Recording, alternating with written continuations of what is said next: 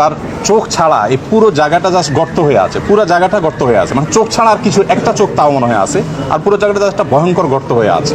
প্রত্যেকটা পেশেন্টের কাছে আমরা গিয়েছি, উপদেষ্টা মহোদয় ছিলেন, সাজিদ ভাই ছিলেন, আমরা অন্যরা ছিলাম।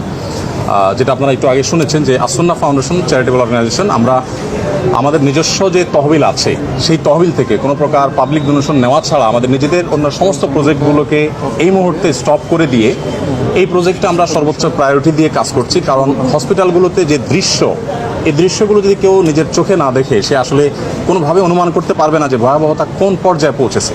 এই মাত্র আমরা বার্নিউটে একটা এসডিউতে একজন পেশেন্টকে দেখে আসলাম, তার মুখাবয়ব দেখার পর নিজেকে কন্ট্রোল করা খুবই কঠিন। তার চোখ ছাড়া এই পুরো জায়গাটা জাস্ট গর্ত হয়ে আছে, পুরো জায়গাটা গর্ত হয়ে আছে, মানে চোখ ছাড়া আর কিছু একটা চোখ তাও মনে হয় আছে, আর পুরো জায়গাটা জাস্ট একটা ভয়ঙ্কর গর্ত হয়ে আছে।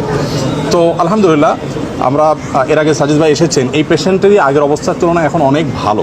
এটা হলো একটা আনন্দের সংবাদ যে তাদের খুব প্রপার ট্রিটমেন্টের মাধ্যমে তারা সুস্থ হয়ে উঠছে। আমরা ফাউন্ডেশন থেকে 5 কোটি টাকা ইতিমধ্যে আলহামদুলিল্লাহ খরচ করেছি। আরও 5 কোটি টাকা আমরা আমাদের অন্যান্য প্রজেক্টগুলোকে সংকুচিত করে হলেও এখানে আমরা খরচ করছি। এবং শুধু আমরা নয়, আমার মনে হয় যে সারা দেশের মানুষ তাদের সাথে আছে। আমি বিভিন্ন জায়গায় গিয়েছি, সাধারণ মানুষ তাদের জন্য বিচলিত, সবাই দোয়া করছে। আমরা আশা করব যে তারা খুব দ্রুততার সাথে সুস্থ হয়ে উঠবেন এবং ইনশাআল্লাহ তারা স্বাভাবিক জীবনে ফিরে আসবেন এবং শেষ পর্যন্ত তাদের পাশে সারা দেশের সর্বস্তরের মানুষ, বিশেষ করে আলেম সমাজ, মসজিদ, মাদ্রাসা থেকে তারা অনবরত তাদের জন্য দোয়া করে চলছে।